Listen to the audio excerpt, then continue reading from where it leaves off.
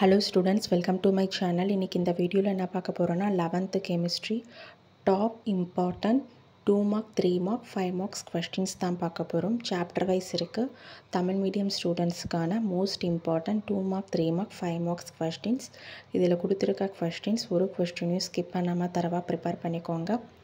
நீங்கள் தரவா ப்ரிப்பேர் பண்ணிட்டீங்கன்னா ஷோராக எல்லா 2 மார்க் 3 மார்க் 5 மார்க்ஸ் கொஸ்டின்ஸையும் பப்ளிக் எக்ஸாமில் நீங்கள் அட்டன் பண்ணலாம்.